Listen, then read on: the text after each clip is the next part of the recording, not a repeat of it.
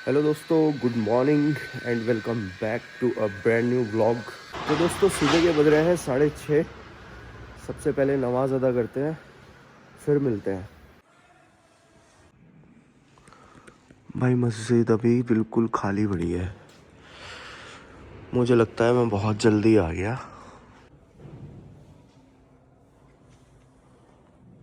सो अभी जो नमाज का टाइम है वो 6:50 पे है और अभी 6:37 हो रहे हैं। सुबह ही नमाज तो अदा हो चुकी है और दिन भी निकल चुका है। तो अब चलते हैं, थोड़ा वॉक करते हैं। भाई एक चीज़ मैंने नोटिस की है कि सर्दी को जितना लगाओ उतना लगती है। अब इस समय हम लोग अपनी ब्लैंकेट्स में होते हैं और सो रहे होते हैं। मन ही नहीं करता उठने का, ठंड लग रही होती है। अभी नमाज़ अदा की है, बहुत अच्छा लग रहा है भाई। भाई नमाज़ पढ़ना फ़र्ज़ है, दिन में 5 नमाज होती है, मगर हम लोग कोताही कर देते हैं, बहुत बुरी बात है। भाई आज सुबह ना इतना ज़्यादा कोहरा नहीं है, थोड़ा बहुत ही है बस। नमाज का मतलब है कि आप बुराइयों से बचो। अच्छा, मैंने ऐसे लोग भी देखे हैं जो एक भी टाइम की नमाज अदा नहीं करते, फिर भी वो इतने बढ़िया होते हैं, इतने ईमानदार होते हैं, हर मामलात में बहुत बढ़िया होते हैं। वो अलग बात है कि अब उनके साथ क्या होगा, वो ऊपर वाला जाने और वो जाने, लेकिन फिर भी वो लोग इतने बढ़िया होते हैं। और यहाँ चहल पहल देखो कितनी हो गई है। रोड क्रॉस करने से पहले सोचना पड़ रहा है भाई। सुबह ही प्रिंस चौक पहुँच गया हूँ और पब्लिक देखो भाई कितनी सुबह उड़ जाती है, कितनी चहल पहल हो गई है।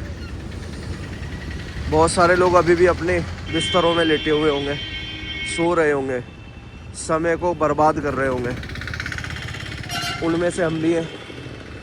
आज मैं जल्दी उठ गया तो मेरे को ये चीज़ महसूस हो रही है कि हम लोग कितना गलत करते हैं। भाई सुबह सूर्योदय से पहले उठने के बहुत सारे फ़ायदे होते हैं, उनको गिनवाने की मुझे ज़रूरत नहीं है, आप लोग जानते ही हो। पर फिर भी हम अपनी आदतों की वजह से मजबूर होते हैं कि हम सुबह जल्दी नहीं उठते। मैं भी नहीं उठता, मेरी भी आदत ख़राब है, पर मैं कोशिश करता हूँ। आज मैं उठा हूँ, मेरे को बहुत अच्छा लग रहा है। मैं जानता हूँ कि ये चीज़ कितनी फ़ायदेमंद है, मगर वही है ना, कुछ दिन के बाद फिर वापस अपनी आदत पर लौट आऊँगा। पर इस बार कोशिश करूँगा कि वापस ना लौटूँ। भाई ये क्रिश्चियंस का कब्रिस्तान आ गया और ये मेरे को ना बचपन से देखने में बड़ा डेंजर सा लगता है। और इसकी जो बिल्डिंग बनी हुई है वो भी बहुत ही अलग है भाई। और ये देखने में ना एकदम हॉरर सा लगता है मेरे को। मैं इसको थोड़ा क्लोज दिखा देता हूँ आपको। ये देखो,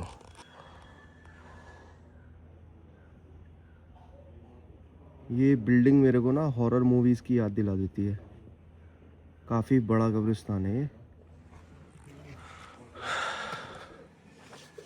क्रिश्चियंस में भी अलग अलग होते हैं ना, कैथोलिक होते हैं, रोमन होते हैं, प्रोटेस्टेंट होते हैं। तो ऐसे ही किसी का एक ये वाला कब्रिस्तान है और एक कब्रिस्तान आगे भी है, 2 हैं बल्कि, आगे 3 कब्रिस्तान है टोटल। भाई जब मैं नमाज अदा करके मस्जिद से बाहर निकला तो मेरा मन किया कि थोड़ा वॉक करता हूँ। और जब वॉक करने के लिए आगे बढ़ा तो मेरे को एक ख़्याल आया कि जब वॉक करनी है तो आज शुरुआत करते हैं कब्रिस्तान से। तो मैं कब्रिस्तान की ओर आ गया।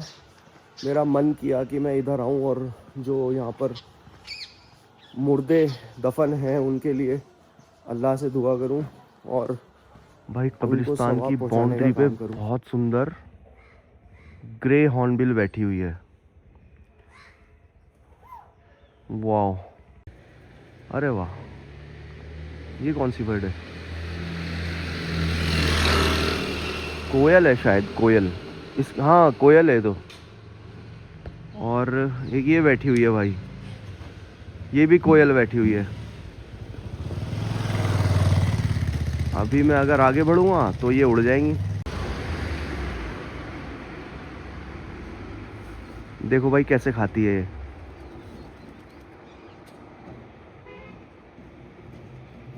ये घूर जाती है एकदम। वाह, कितनी सुंदर लग रही है यार। वो ब्लैक वाली भी आ गई, देखो ये आ गई ब्लैक वाली, पर हॉर्नबिल उसको खाने ही नहीं दे रहा है।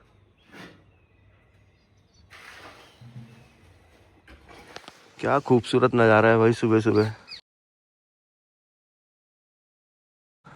और ये आ गई है भाई अपनी कब्रिस्तान की मस्जिद। एक गेट यहाँ पर है, बट यहाँ फैमिली रहती है ना, तो इधर से हम लोग जाएंगे तो थोड़ा पर्दे का इशू होता है। वो है एक गेट, वहाँ से चलते हैं।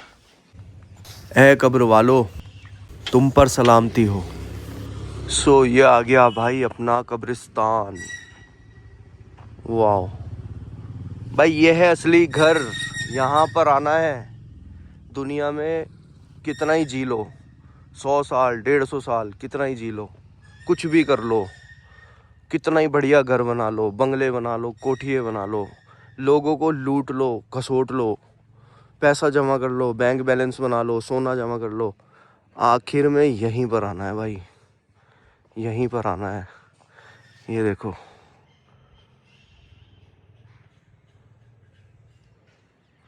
अमीर हो गरीब हो, फकीर हो राजा हो, कोई भी हो, सब इस मिट्टी के नीचे सोएंगे भाई।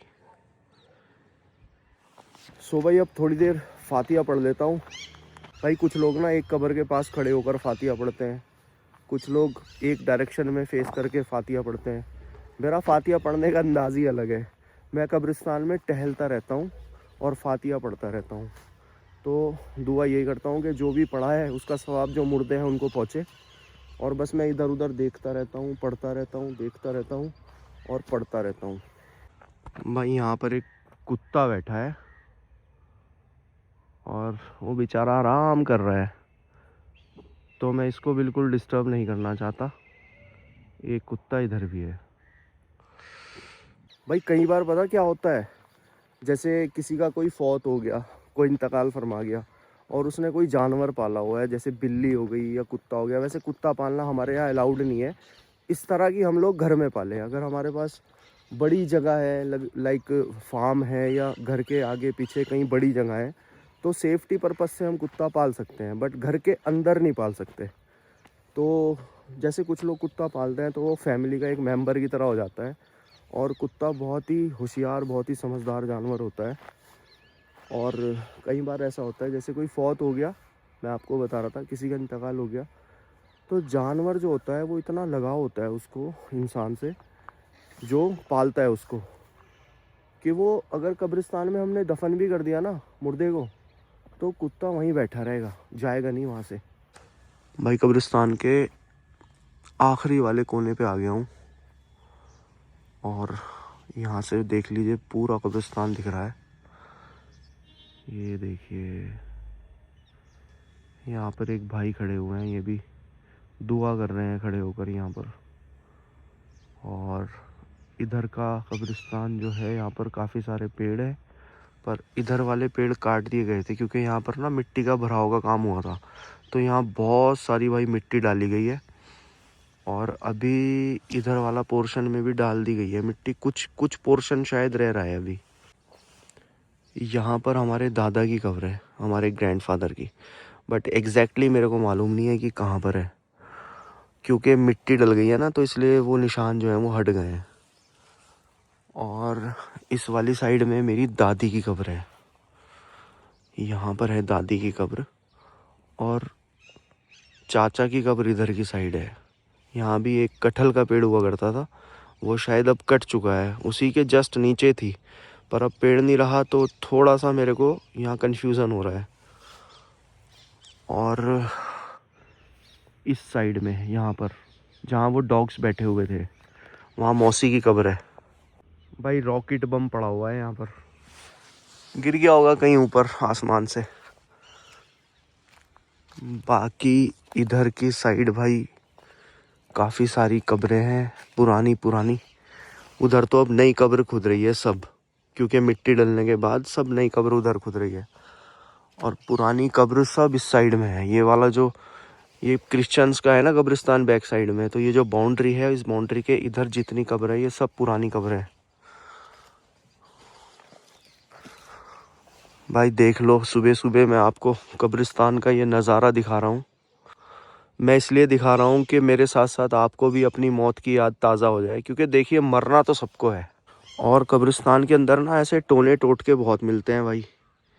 देखिए किसी ने ये हंडिया यहाँ पर रखी हुई है और इसको काले कपड़े से बांधा हुआ है।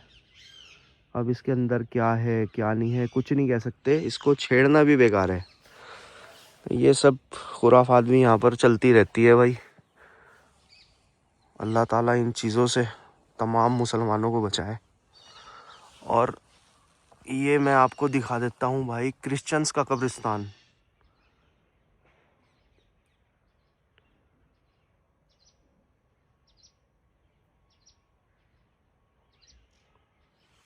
ये भाई क्रिश्चियंस का कब्रिस्तान है।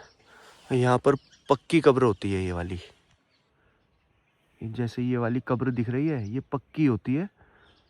अब ये पता नहीं दोबारा बनती है कि नहीं बनती है, शायद जो एक बार दफन हो गया वो उसी में रहेगा। पर हमारे यहाँ ऐसा बिल्कुल नहीं होता। हमारे यहाँ जो है रिसाइकल वाला काम होता है, साइंटिफिक काम होता है भाई।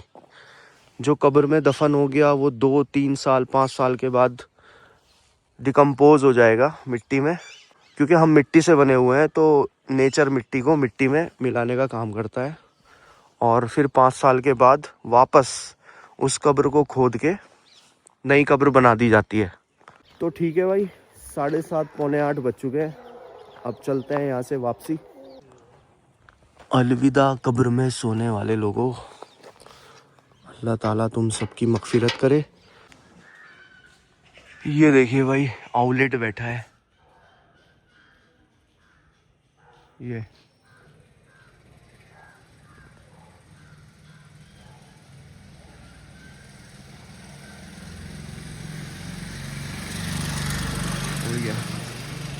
सो भाई आज 31 तारीख हो गई है और आज न्यू ईयर का सेलिब्रेशन भी है, तो टूरिस्ट भी काफ़ी आ गया है भाई देहरादून में। ये देखिए ट्रैवलर्स टूरिस्टर वगैरह सब गाड़ियाँ आ रही हैं, लोग बाग देहरादून आ रहे हैं घूमने के लिए। भाई हमारे यहाँ इंसान के मरने के बाद उसको दफनाने का जो सिस्टम है ये मेरे को बहुत बढ़िया लगता है। एक तो बेहद साइंटिफिक है, लॉजिकल है और नेचर के करीब सबसे ऑथेंटिक यही है। एक तो इसमें ना किसी भी चीज़ की बर्बादी नहीं है, एक ही जगह पर एक ही कब्र में कई हज़ार मुर्दे दफन हो जाते हैं। भाई टूरिस्टर काफ़ी आ रखी हैं, 1 2 3 4 टूरिस्टर, इधर भी काफ़ी सारे लोग हैं। और भाई टूरिस्ट काफ़ी आ रखा है देहरादून में। आज की सुबह बहुत अच्छी रही, मज़ा आ गया भाई आज सुबह में। सो दोस्तों फाइनली मैं पहुंच चुका हूं घर। भाई छत पर आकर बहुत ही अच्छा फ्रेश फील हो रहा है। वाह भाई सुबह सुबह चिड़ियों का चहकना। तो भाई इस वाले व्लॉग को मैं यहीं पूरा करता हूँ और इस वीडियो को मैं आज ही एडिट कर दूंगा और आज ही अपलोड कर दूंगा। भाई आज 31 दिसंबर भी है और कल से नया साल लग जाएगा, तो आप सभी को हैप्पी न्यू ईयर। और मैं एक चीज़ कहना चाहूँगा कि आज रात को बहुत सारे लोग सड़कों पर निकलेंगे न्यू ईयर को सेलिब्रेट करने के लिए। तो मेरा आपसे निवेदन है कि प्लीज़ कोई भी काम ऐसा ना करें जिससे समाज पर बुरा असर पड़े, है ना। तो ध्यान से संभल कर और बहुत ही होशियारी के साथ आज न्यू ईयर सेलिब्रेट कीजिए। कोशिश कीजिए कि न्यू ईयर आप लोग घर पर सेलिब्रेट करें, फार्म हाउस पर सेलिब्रेट करें, होटल्स पे सेलिब्रेट करें।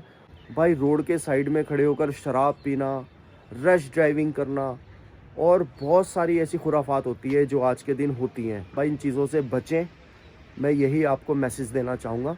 बाकी व्लॉग को करते हैं यहीं पूरा, मिलते हैं अगले व्लॉग में, तब तक के लिए गुड बाय, जय हिंद।